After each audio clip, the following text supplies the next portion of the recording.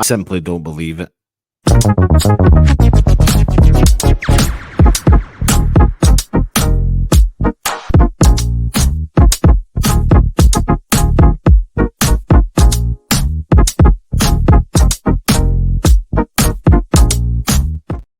God, we've supported West Ham so many years between us as subscribers, as people who watch this. If you're not subscribing to our channel, you don't need me, little old or little old Big Anton, whatever you want to say it, telling you how to think about this situation. But we've been here before.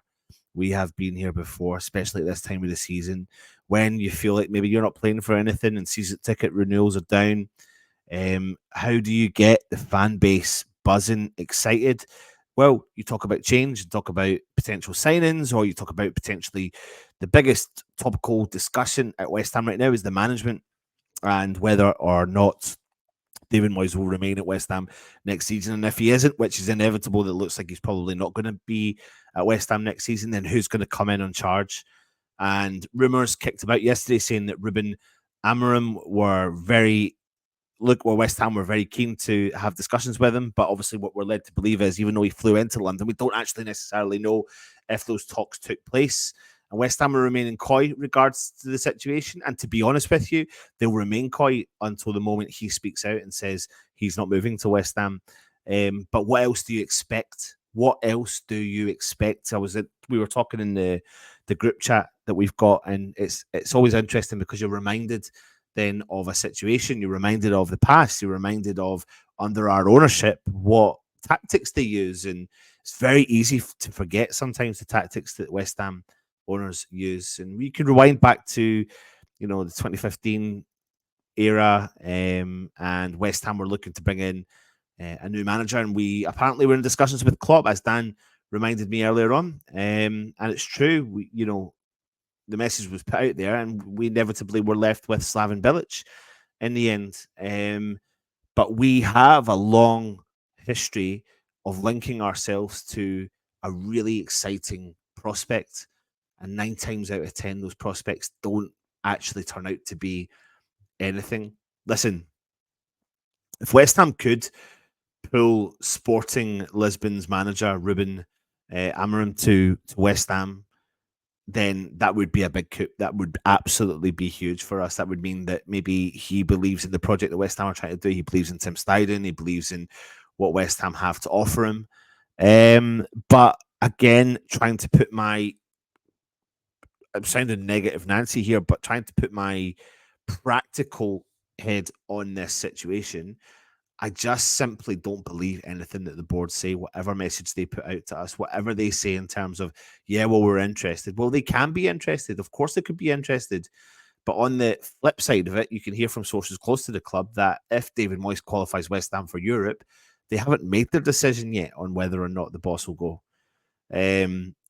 A forward-thinking, up-and-coming tactical genius of a manager or a coach in this geezer definitely sounds like an exciting and tasteful prospect. But we have been here and we have done that so many times to be let down so many times. And I can't help but feel like this is the same situation. I said it from day dot and I'll say it again and I'll repeat myself till the cows come home. But I do not trust our board in this negotiations of whether or not David Moyes stays or goes, whether or not we get a new manager and who that manager could be. They will link us for facts to anyone that you think you want. They will link us to it. They will put those messages out there. They'll let you believe that that is what's coming to West Ham. That's what they do. That is what they do. I don't know what's true. I don't know what's not. I don't think really necessarily anyone does.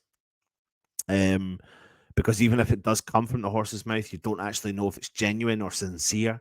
You don't know if they genuinely have a real opportunity. And for me, again, this is one of those situations you just got to wait and see what actually happens as soon as you start to get more clearer information on the situation. Wouldn't be surprised if Ruben speaks out soon and says, never was going to West Ham. Potentially was in speaking to Liverpool or just doing something else in that situation. Chelsea could be in a bad situation, obviously getting smashed last night from Arsenal 5-0. But for me, with such a top-notch, sought-after manager, is he really going to choose West Ham? I would love nothing more for him to choose West Ham, because that means then he would believe in the project that he's been offered. But you just picture yourself in his shoes, winning the league, qualifying for the Europe year in and year out in Portugal, and being sought after from some of the best European clubs around the world. Little old West Ham, who I do believe are a sleeping giant. I absolutely do, and I love my club to bits. But the issue is what he's been sold from our ownership, if they have even got into a room with him. And does he believe it? Because there's no way. I believe genuinely you meet David Sullivan and you call bullshit quite a lot in person. That's just my experience from meeting him. And I think that's probably what the situation is. Who am I to say it's true or not?